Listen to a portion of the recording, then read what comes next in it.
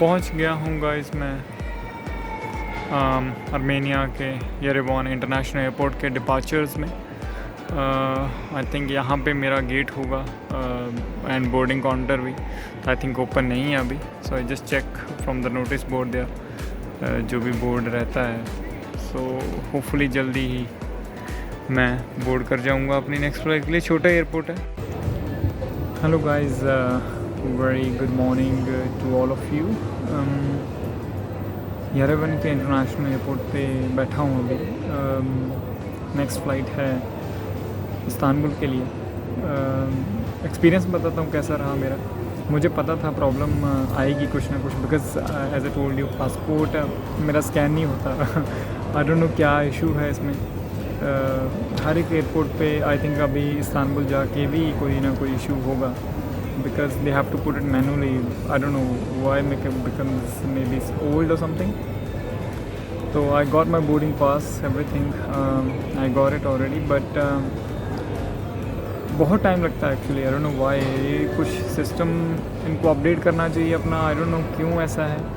तो जब भी मैं मतलब आता हूँ किसी भी कंट्री में, तो पासपोर्ट का कुछ ना कुछ इशू मेरा रहता ही है, लेकिन क्लियर हो जाता है end of the day, because मेरे पास सब डॉक्यूमेंट्स रहते हैं और मैं खुद कॉन्फिडेंस से भरा हुआ रहता हूँ, क्योंकि मैं कभी भी डरता नहीं हूँ। अगर मेरे से कुछ भी सवाल पूछते हैं तो मैं बताता हूँ।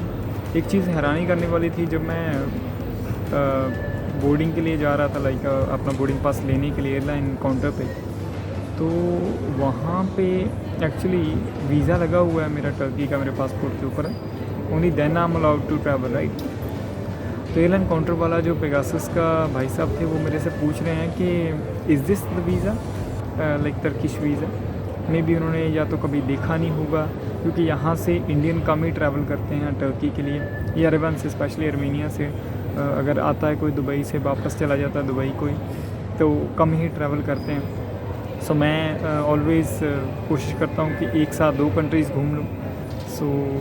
तो मेरे को बड़ा वो शॉकिंग लगा कि ये वीज़े को देख के पूछ रहे हैं ये वीज़ा है, ऊपर लिखा हुआ है टर्किश वीज़ा, एवरीथिंग उसके ऊपर लिखा हुआ है। सो एक वो एक्सपीरियंस है। दूसरा, इमिग्रेशन में जब आया पासपोर्ट कंट्रोल के पास, तो वो मेरे को देख रहे, मेरी पुरानी फ़ोटो है पासपोर्ट पे, अभी मैं वैसा नहीं दिखता, थोड़ा चेंज हो गया। फिर बोला चश्मा उतारो। Thank you. ओके।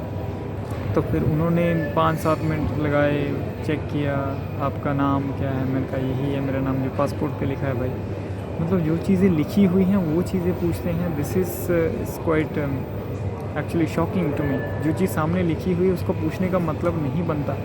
वही बंदा है, वही मैं हूँ। फिर मेरा वीज़ा दिखे, यूएई के वीज़ा दिखे मेरे, ठीक है देखो क्या दिक्कत है, मेरे को कोई प्रॉब्लम नहीं है, टेक योर टाइम।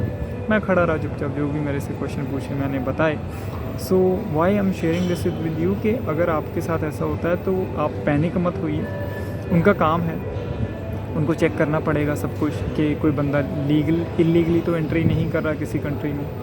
मेरे से आर्मेनिया का वीज़ा भी देखा, उन्होंने मांगा कि आप अपना आर्मेनिया का वीज़ा देखो, हालांकि स्टैंप लगी हुई थी एंट्री की, फिर भी मेरे से मांगा। मैंने दिखा दे, मेरे पास था डॉक्यूमेंट, सो मैंने दिखा दिया उनको अपना वो वीज़ा भी। So why I am sharing this, कि आप लोग कल को इस प्रॉब्लम में आए तो आपको कैसे हैंडल करना है। बी कॉन्फिडेंट, जो रियलिटी है वो ही बताओ, जो आपके पासपोर्ट के ऊपर है, जो वीज़ा पे नाम है वही बताओ। That's it. Let them figure out कि कैसे उनको करना है, वो हमारी प्रॉब्लम नहीं है, ठीक है ना। तो आप ऐसा कभी भी डरो मत। अगर आपसे कोई भी इमिग्रेशन ऑफिसर है जो वो क्वेश्चन पूछता है, या कोई भी आपसे ऐसे क्वेश्चन पूछता है, आप बेझिझक आप आंसर दो और काम हो जाएगा। See here it is, I got my boarding pass, nothing happened. Just for your information I'm sharing this with you, so that you are aware of this situation. एक और चीज़ आपको बताना ज़रूरी समझूंगा।